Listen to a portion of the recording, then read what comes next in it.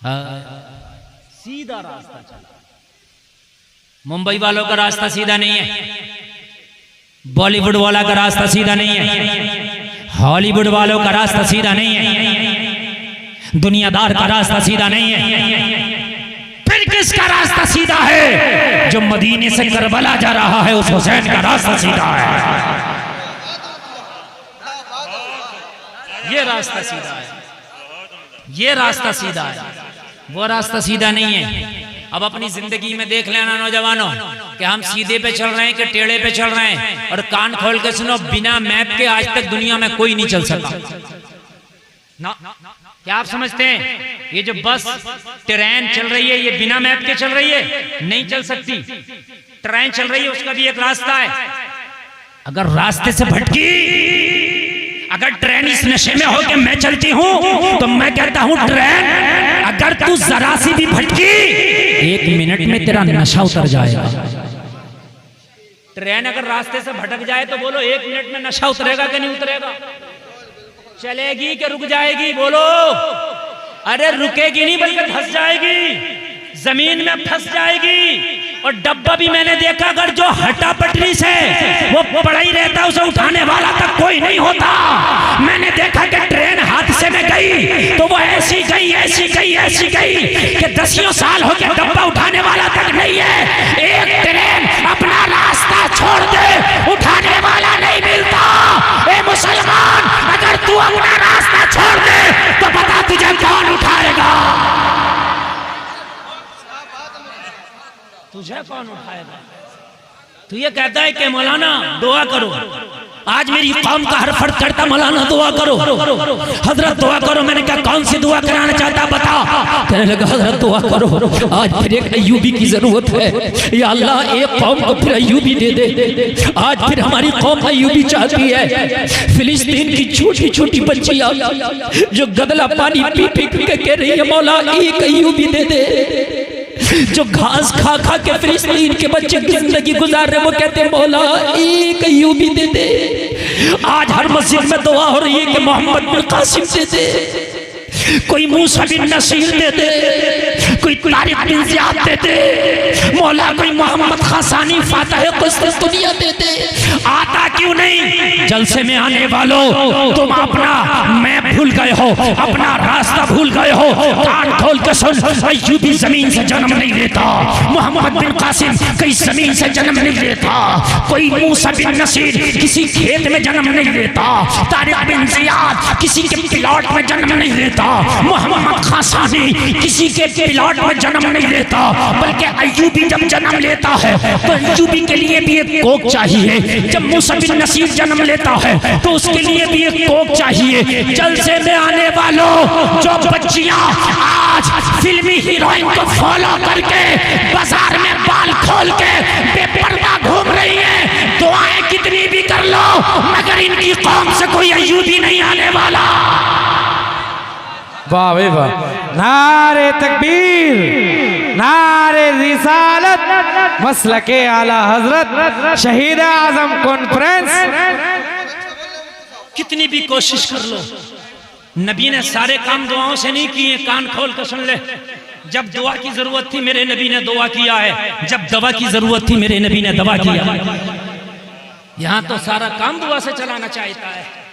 मैं अगर पूछूं पाकबाड़ा के लोगों अखरोट कहाँ पैदा होता, आप कहोगे जमीन में। मैं कहूँ बादाम कहाँ पैदा होते, आप कहेंगे जमीन में। मैं कहूँ पिस्ता कहाँ पैदा होता, आप कहोगे जमीन में। मैं कहूँ बता ये नारियल कहाँ पैदा होता, आप कहोगे जमीन में। मैं कहूँ तेरे पाकबाड़ा में जमीन है कि नहीं, तू कहेगा जमीन है। यहाँ तो बड़ा बड़ा जमींदार पड़ा, तो मैंने कहा यहाँ कोई अखरोट पैदा हुआ, कोई पिस्ता पैदा हुआ, बादाम पैदा हुआ? जवाब मिलेगा नहीं। तो मैंने कहा जब जमीन में पैदा होता है तो तेरे पाकबाड़ा में पैदा क्यों नहीं होता? जवाब मिलेगा मौलाना पिस्ता हर जमीन में पैदा नहीं होता, एक खास जमीन में पैदा होता है। ऐसे ही अय्यूबी हर कोख से पैदा नहीं होता, एक खास कोख से पैदा होता है। माशाल्लाह लाजवाब, वाह भाई वाह वाह। हर कोख से अय्यूबी नहीं पैदा होता, हर कोख से मोहम्मद बिन कासिम नहीं आते। बेटियां ब्यूटी पार्लर में गैर मर्दों की जांघों पे हाथ रख के अपने बाजुओं तक मेहंदियां लगवा रही हैं। 26 जनवरी पे स्कूल में तेरी बेटियां डांस कर रही है और मस्जिद में दुआ कर रहा कोई अयूबी पैदा कर दे। ये गुंबद पे अखरोट रखने के मानिंदा है। जैसे गुंबद पे अखरोट नहीं रुक सकता वैसे ही तेरी इस कौम में कोई अयूबी नहीं आ सकता। इसलिए अरे तू अयूबी की बात करता है, अगर खाली दुआ की बात हो तो फिर गुलफाम दुआ करेगा। अब अयूबी क्यों मांगू मैं, मोहम्मद बिन कासिम क्यों मांगू मैं, मूसा बिन नसीर क्यों मांगू मैं, तारिक बिन ज़ियाद क्यों मांगू मैं, मोहम्मद खासानी क्यों मांगू मैं, तो डायरेक्ट मौला हुसैन मांगता हूँ। फिर दोबारा एक हुसैन दे देना ताकि यजीदियत का बेड़ा ही गर्क हो जाए।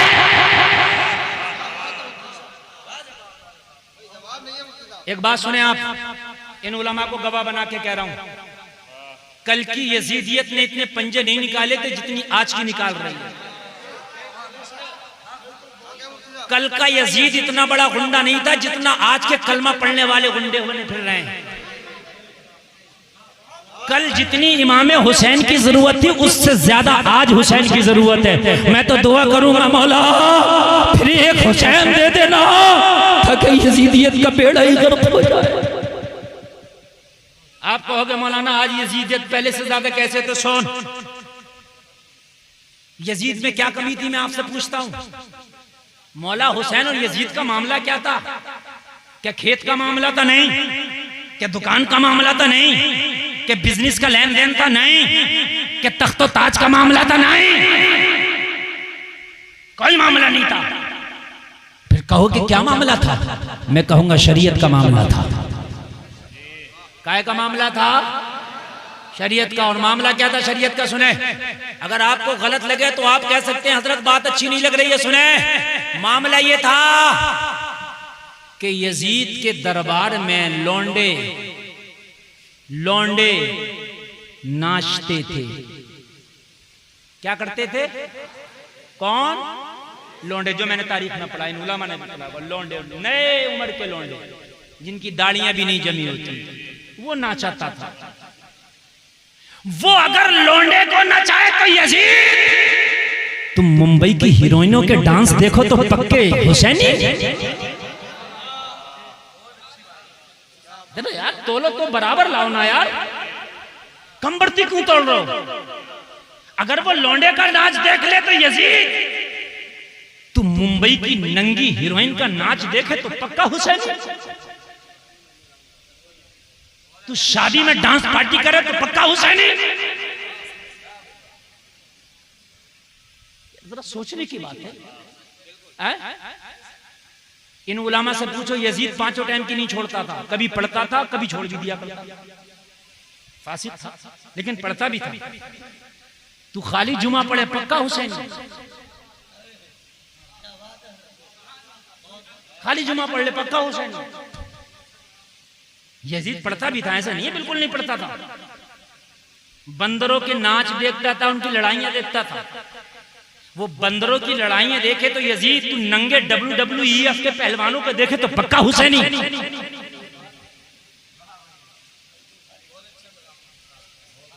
तू मुर्गे की कुश्ती कराए, बग्गी बाग की कुश्ती कराए,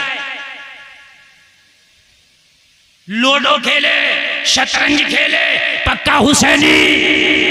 यार मुझे बताओ, अगर कयामत में यजीद ने कह दिया मौला मैं तो यजीद था ही, ठीक है, लेकिन जो कमियां मेरे अंदर थी मुझसे बढ़ के तो इनके अंदर है, बताओ यार, जवाब क्या दोगे? मुझे बताओ ना यार।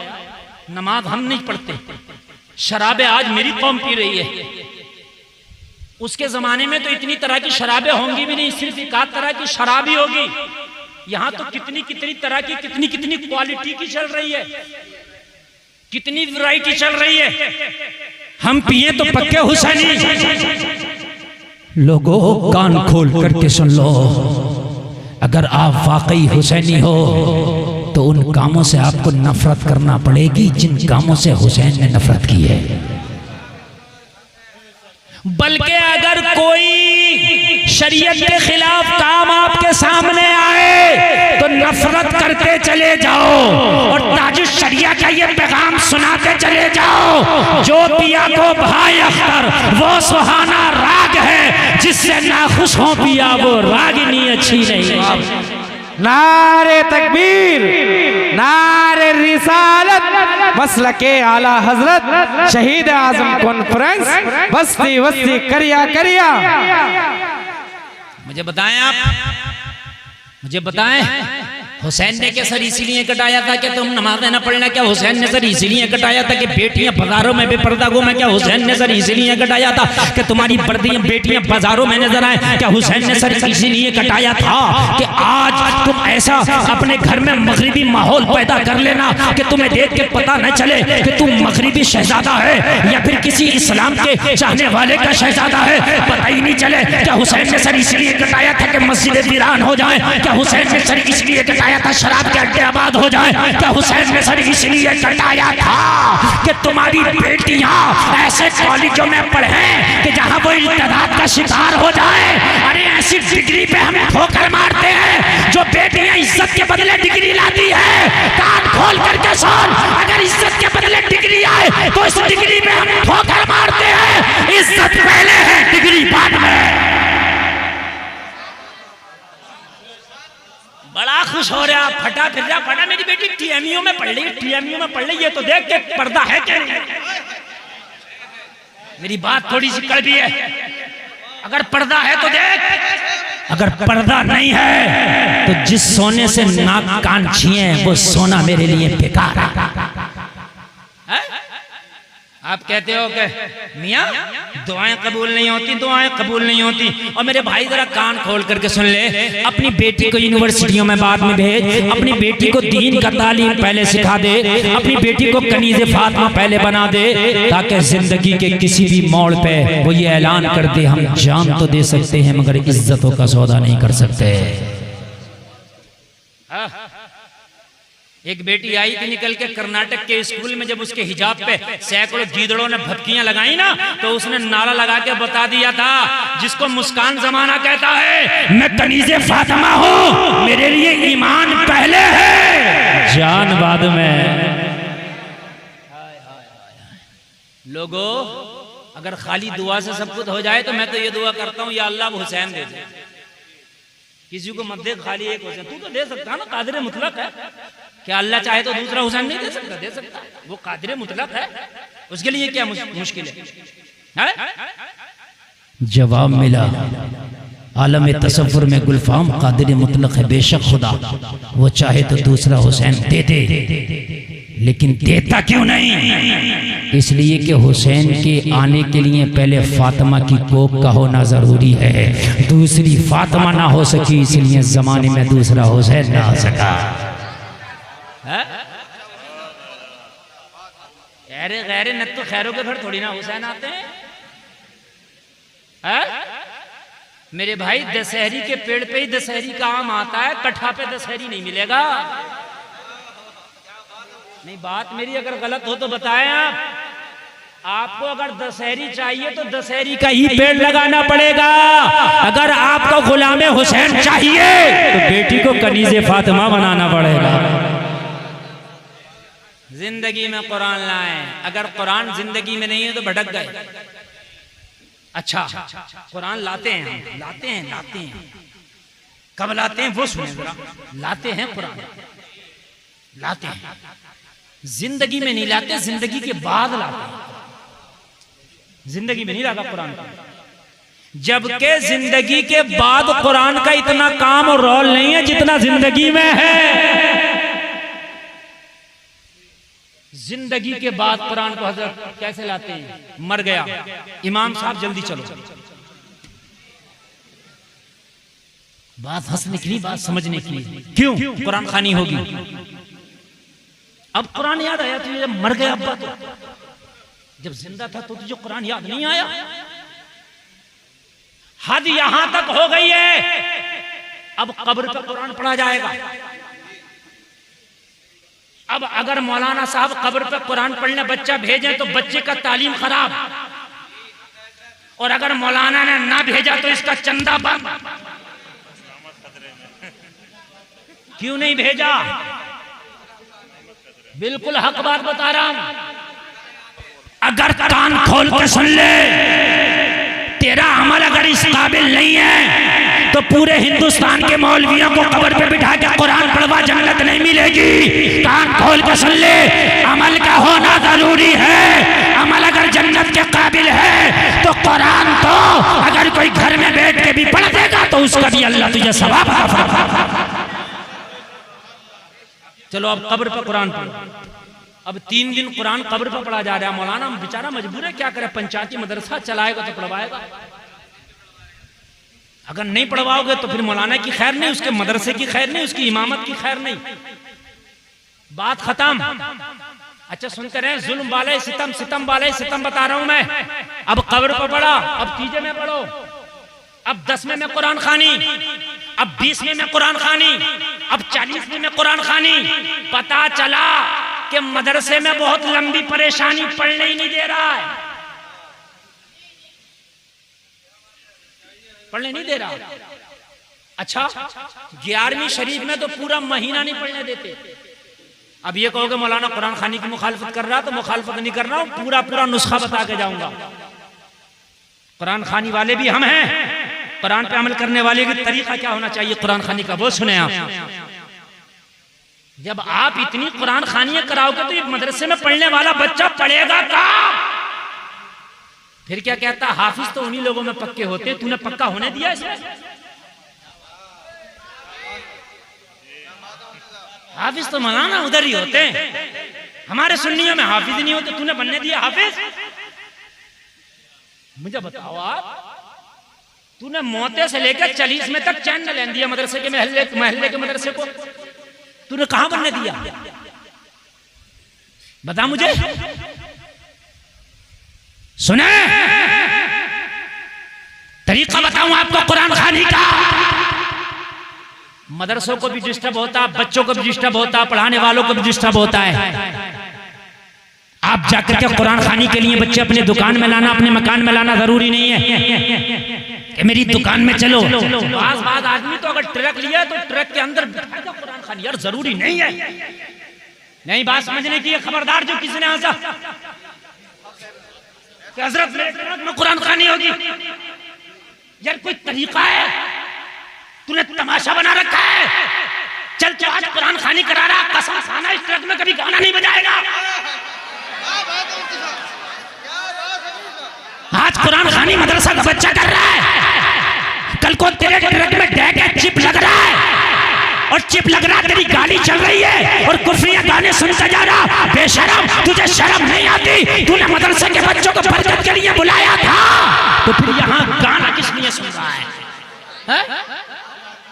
जब तुझे गाना ही सुनना था, जब तुझे यही सुनना था नगमा, जब तुझे मोहम्मद रफी अच्छा लग रहा था, तो फिर तुम मदरसे के तालिबे इल्मों को क्यों लाया था?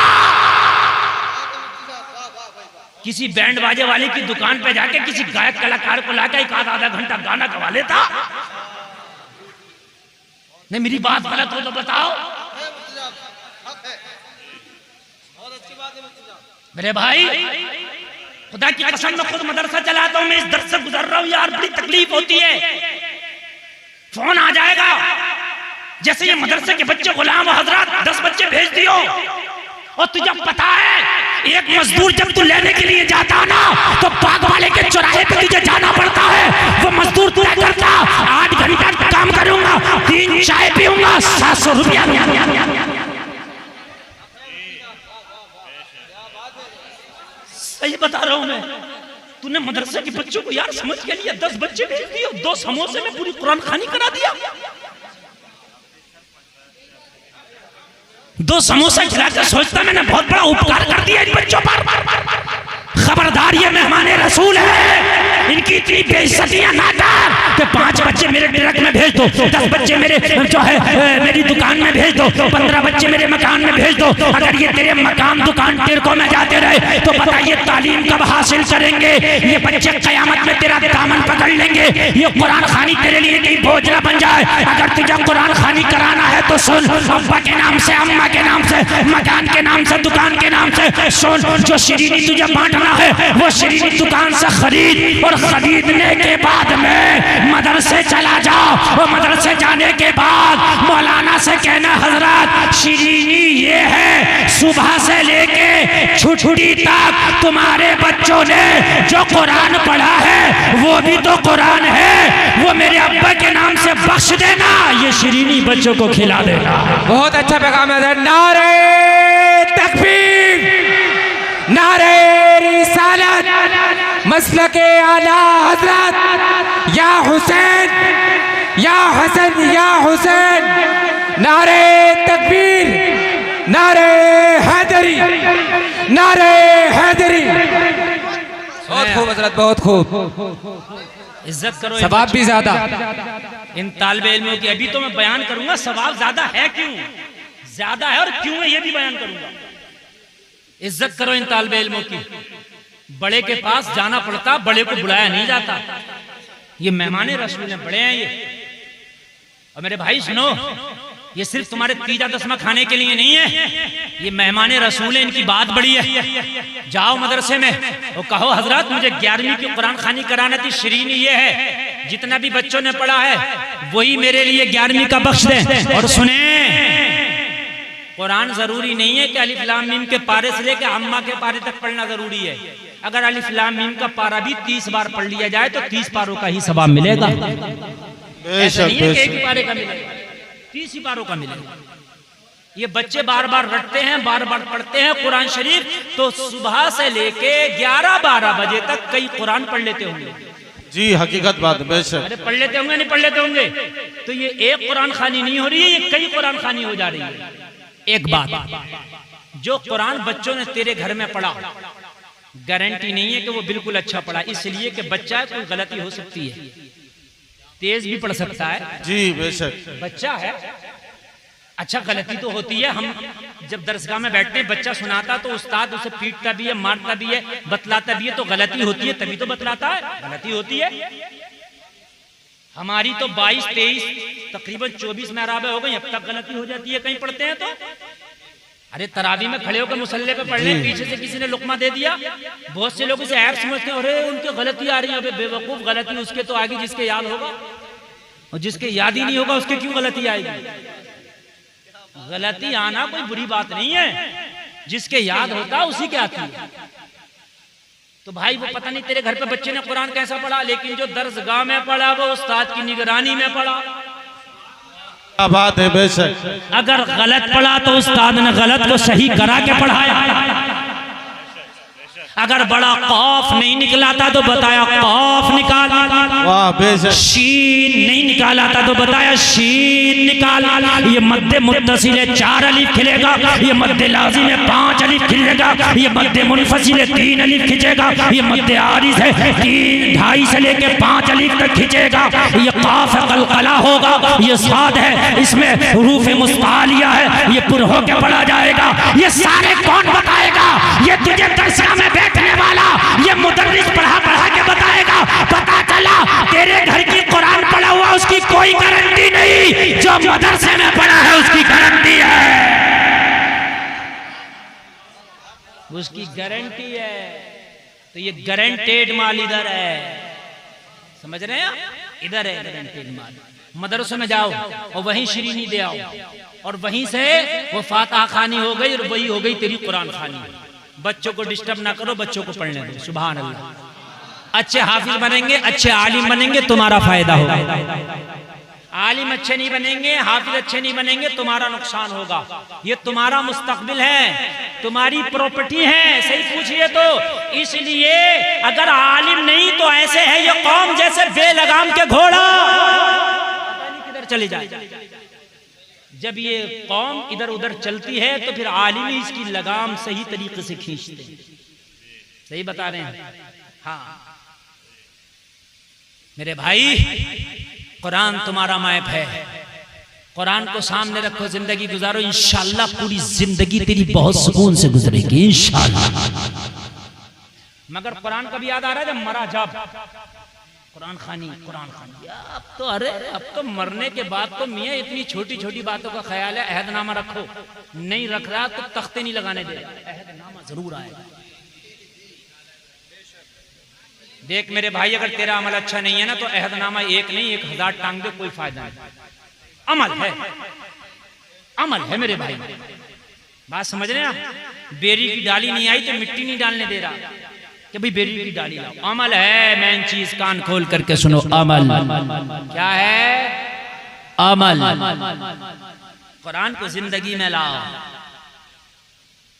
जिंदगी में लाओ। मरने के बाद कुरान को लाते। कुरान सिर्फ कुरान खानी के लिए नहीं है, कुरान पूरी जिंदगानी के लिए है। हम सिर्फ कुरान को कुरान खानी के लिए समझते हैं कि बस कुरान खानी के लिए है, नहीं, पूरी जिंदगी के लिए कुरान है। शादी कर तो कुरान बताएगा कैसे करना, बिजनेस कर तो कुरान बताएगा कैसे करना, किसी से झगड़ा हो जाए तो सुलह कैसे करना है, बीवी को कैसे रखना, ये सब तुझे कुरान बताएगा। कुरान बताएगा, कुरान बताएगा खेती करना, कुरान बताएगा खेती हो गई तो कितना माल अल्लाह की राह में देना, कुरान बताएगा। कितनी ज़कात निकालना, कुरान बताएगा। कपड़ा कैसे पहनना, तुझे कुरान बताएगा। जलसे में आने वालों, अरे कुरान तो तेरी जिंदगी का मैप है, मैप। अगर इसे छोड़ेगा तो भटक जाएगा। बगैर कुरान के जिंदगी नहीं गुजरती, मगर आज हम बगैर कुरान के जिंदगी गुजार रहे हैं। हमारी जिंदगी अटकी पड़ी है, भटके पड़े हैं, परेशान है। और परेशानी का हाल ये है, तलाक के मैटर सुलझा रहे थानेदार साहब हमारे, जबकि तलाक का मैटर सुलझाएगा कुरान। यार थानेदार को क्या पता मुगल्लजा कौन सी है, बाइना कौन सी है, रजई कौन सी है, पता है? ऐसो साहब को पता। मैं ये बात ऐसो साहब के मुंह पे भी कह दूंगा, ये मत समझना मौलाना की बात कर रहे हैं। मैं कोई खुराफात की बात नहीं कहता, मैं सही कहता हूँ। मैं उनसे भी कह दूंगा, ऐसो साहब आप बताइए, आपको क्या पता मुगल्लजा क्या है, आपको क्या पता रजी क्या है, आपको क्या पता बाइना क्या है, आपको क्या पता इद्दत क्या और उसकी मुद्दत क्या? बात मेरी गलत हो रही है ना? कुरान बताएगा। कुरान को छोड़ लो, जा रहे हो थानेदार साहब के पास, ये कराएंगे तलाक का फैसला, तो वो कराने हो तो रहा। 2 बिल्लियों ने अपना फैसला एक बंदर से कराया था। हाँ, एक की रोटी ज्यादा हुई, नहीं मानी ना, बराबर कर मेरी। लड़ रही थी अपनी बहन से, नहीं मानी। बंदर आ गया, हम हैं तो क्यों टेंशन ले रही हो? ए खबरदार, हंसने की बात नहीं, कोई चटकुल्ला नहीं। आया, उसने देखा तोली तो एक की रोटी ज्यादा थी, कहने लगा भाई इसकी ज्यादा है, थोड़ी सी खा लेते हैं, बराबर हो जाएगी। खाया, ज्यादा खा लिया। इसकी अब ज्यादा हो गई तो कहा तुम्हारी भी थोड़ी सी खा लेते हैं, थोड़ी सी इनकी खा ली तो उसकी ज्यादा हो गई, कहा तुम्हारी भी थोड़ी सी खा लेते हैं, इनकी खाई इनकी ज्यादा हो गई। कब तक खाते रहते? एक दिन दोनों की खत्म हो गई, दोनों पे कुछ नहीं रहा। अगर ये अपनी बहन की थोड़ी सी बर्दाश्त कर लेती तो इस पे 19 आ जाती, इस पे 20 आ जाती, आ तो जाती, रहती तो दोनों बहनों पे। मेरे भाई गलत तो नहीं है ना? और बंदर दोनों की खा गया, किसी की नहीं छोड़ा। आज जरा सा मामला हो गया तो अपने भाई के ऊपर डंडा निकाले घूम रहा है। एक अंगल जमीन के लिए नहीं दबूंगा, चाहे कुछ हो जाए। 50,000 रुपए खर्च कर सकता हूँ, मगर नहीं दबूंगा, मगर नहीं दबूंगा। आज ऐसा मामला हुआ ही क्यों? आज दबना नहीं है, तुझे कोर्ट में घसीटूंगा, तुझे वहां घसीटूंगा। सुन, पैसे मारने वाले के खर्च नहीं होते, पिटने वाले के भी खर्च होते, दोनों के होते हैं खर्च। हाँ, हमने दोनों के खर्च होते देखे, और दोनों खर्चा करके कहते हैं अभी कुछ हुआ नहीं, तो कहते हैं कि वो तो खत्म हो गया, दूसरों का इंतजाम करो। समझ रहे हैं आप? करो, छोड़ो कुरान को। कहां तक छोड़ोगे कुरान को? लड़ाओ मुकदमे, 10-10 साल तक मुकदमे लड़ा रही है मेरी कौम। वो कौम के जिस मजहब में यह है कि 3 दिन से ज्यादा बोलचाल बंद नहीं रहना चाहिए। अगर अपने मुसलमान भाई से कोई मामला हो जाए तो सलाम कर ले। आज 10-10 साल से मुकदमे लड़ा रहे हो, अगर अपने भाई से कोई मामला हो गया तो सुन, कोर्ट का रुख ना कर, कुरान का रुख कर। कुरान तू बता, मेरे भाई से मसला हो गया है, बता मैं क्या करूं? तो कुरान तुझे कह रहा सुन, अगर भाई से कोई मामला है तो कुरान साफ कह रहा, वल काज़िमीन अल गैज़ वल आफीना अनिन नास वल्लाहु युहिब्बुल मुहसिनीन। कुरान कह रहा जो लोग गुस्से को पी जाते हैं, लोगों को माफ कर देते हैं, अल्लाह एहसान करने वालों को पसंद फरमाता है। अगर आपको कोई मामला है अपने भाई से, कोई तकलीफ है तो कुरान उठा, कुरान तू बता मैं क्या करूं, मेरे कलमा पढ़ने वाले भाई से मुझे तकलीफ पहुंची है। तो कुरान कह रहा जो लोग गुस्से को पी जाते हैं अपने भाइयों को, लोगों को माफ कर देते हैं, कुरान कह रहा अल्लाह एहसान करने वालों को पसंद फरमाता है। ओ जलसे में आने वालों, अपनी जिंदगी का फैसल कुरान को बनाओ, अपनी जिंदगी का मैप कुरान को बनाओ। ओ जलसे में आने वालों, अगर कुरान तुमने सामने रख के जिंदगी गुजारी, खुदा की कसम कोई अटका खटका हो ही नहीं सकता। हमारे यहाँ कुरान आता खत्म के बाद, आदमी खत्म तो कुरान जल्दी लाओ। मस्जिद में भी कुरान का हदिया करके रखेंगे। मसला सुन लें, अगर मस्जिद में कुरान पढ़ने के लिए काफी है तो मस्जिद कुरान का हदिया करके ना रखें। ये पेटियों पे चट्टियों पे चट्टियां लगी हुई हैं, जब सफाई हो रही है तो इधर से इधर को रख दिया, कहीं इधर से इधर को रख दिया, कहीं पढ़ने में नहीं आ रही है वो। इससे बेहतर यह है कि कुरान आप मस्जिद में ना रखें, अगर पढ़ने लायक हैं मदरसे में जाएं। दरस निजामी के बच्चों की किताबें हजारों की होती हैं, उन गरीब बच्चों को किताबें मैसर नहीं आती। मौलाना से पूछा हजरत बताएं कितनी किताबों की जरूरत है, अपने अब्बा के साले सवाब के लिए किताबें रखना चाहता हूँ। 10-5 हजार की इस्लामी किताबें रख दे, मदरसे में रख दे, जब तक मदरसे में किताबें पढ़ी जाती रहेंगी तेरे अब्बा को सवाब मिलता रहेगा। ये शख्स सुभान अल्लाह। मगर मरने के बाद तो कुरान पे बस अब तो पेटी आ रही है, लिखा जा रहा है साले सवाब फला खां, बस हो गया काम। कुरान रखने से काम नहीं होगा, काम कान खोल करके सुन ले आप। तलाक हो गई तो मौलाना के पास आगा हजरत कुरान क्या कह रहा, हो गई। अबे हो गई तो अब क्या हो गई, अब तो होने से पहले आता हजरत मेरी बीवी से मेरी नहीं बन रही है, ये बताइए कुरान क्या कह रहा है। कुरान इसमें भी तो कह रहा ना हजरत मेरी बीवी से नहीं बन रही है, नौबत तलाक की, गुस्सा बहुत लगा है, जिंदगी नहीं गुजर रही है। कुरान बताएं क्या कह रहा है। तो मौलाना बताएगा कुरान क्या कह रहा, मगर नहीं, जब खत्म कर देगा तब आएगा हजरत कुरान क्या कह रहा। अब बताओ, जब दे दी और देता भी कैसे है, कम से कम 3 तलाक दे के आता, इससे कम दे के नहीं आता। हाँ फिर पूछेगा 3 से पहले तो हद तो ये है कि 3 से कम में तो हजरत को ये नहीं सोचता कि तलाक हो रही है, 3 में ही समझता कि हो रही है। मेरे भाइयों तलाक मालूम है क्या है, बस किसी बात को बता दूं, बस मैं करबला का रुख कर रहा हूं, वरना सुबह को कहेंगे मौलाना गुलफाम आए तो वो करबला तो बोल के ही नहीं। हालांकि मैंने पहले इशारा दे दिया कि मैं शहादतें टच नहीं करूंगा, लेकिन मैं फिर करबला के बाद का कुछ मंजर आपके सामने रखूंगा इंशाअल्लाह। बोले इंशाअल्लाह। नींद तो नहीं आ रही है ना, एक बार पढ़ें सुभान अल्लाह। तलाक क्या है सुने, समझ लो पहले, ये भी कुरान ही समझाएगा।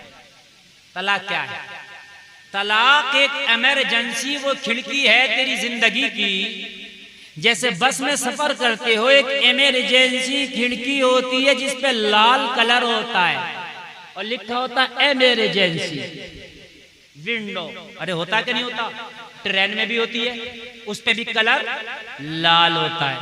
बात है समझ में आ रही है कि नहीं, मतलब क्या है इसका। अच्छा बाज तो उस खिड़की के पास हथौड़ा भी होता है, इसे निकालो, इससे तोड़ो, निकल जाओ। क्यों है, बहुत ठंडे दिमाग से सुनना, तुम्हारी जबान में समझा रहा हूं, इसलिए कि समझाना इन्हें नहीं, समझाना तुम्हें। ये सब अल्हम्दुलिल्लाह समझे हुए और दूसरों को समझाते हैं। वो खिड़की किस लिए, अगर इमरजेंसी हो जाए, आग लग जाए, एक्सीडेंट हो जाए, दरवाजा ना मिल सके, तो ऐसे वक्त में इसे तोड़ो और अपने आप को निकाल दो। यही मतलब होता भाई, और तो कोई नहीं है ना। बस अब तुम ये करो कि कोई इमरजेंसी हो जाए, तुझे दरवाजा ना मिले तो तू पूरी बस को तोड़ दे। अरे तो भाई दंड पड़ जाएगा, इसलिए कि पूरी बस को क्यों तोड़ रहा है, इमरजेंसी वाली को तोड़ना। तू कहे कि वो इमरजेंसी पड़ गई तो इमरजेंसी वाली है तो इसे तोड़ना, पूरी बस को क्यों तोड़ना। जब अगर जिंदगी में कोई एक्सीडेंट बीवी और तेरे हो जाए और तेरी बात ना बने, तो जो इमरजेंसी वाली एक तलाक है उससे काम ले, पूरी को ना ले। 2 बच जाएंगे, जो एक है उससे काम कर ले, इमरजेंसी है निकल जाएगा। तेरी बीवी तेरी जिंदगी से निकल गई, तू बीवी की जिंदगी से निकल गया, एक में भी काम हो जाता। 3 देने की जरूरत नहीं है, अगर 3 देगा तो दंड पड़ता, दंड लंबा होता है। समझ रहे हैं आप, ये सब कुरान बताएगा आपको, बड़ा आसान मसला है। अगर एक तलाक दे दी, तलाक हमेशा गुस्से में होती है, प्यार में तो नहीं होती ना। और इस्लाम बड़ा प्यारा मजहब है, तलाक के बाद इद्दत की मुद्दत रखी है।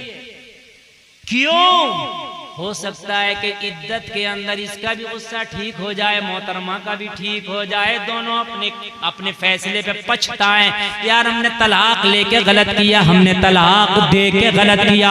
जब गुस्सा ढल जाता, गुस्सा उतर जाता है, तो गुस्से वाले फैसले पे पछतावा होता है। तो जलसा में आने वालों, अगर एक तलाक दिया हुए होगे तो आपको भागने की जरूरत नहीं, फतवा लाने की जरूरत नहीं, डायरेक्ट वो तेरी बीवी तेरे निकाह में आ जाएगी,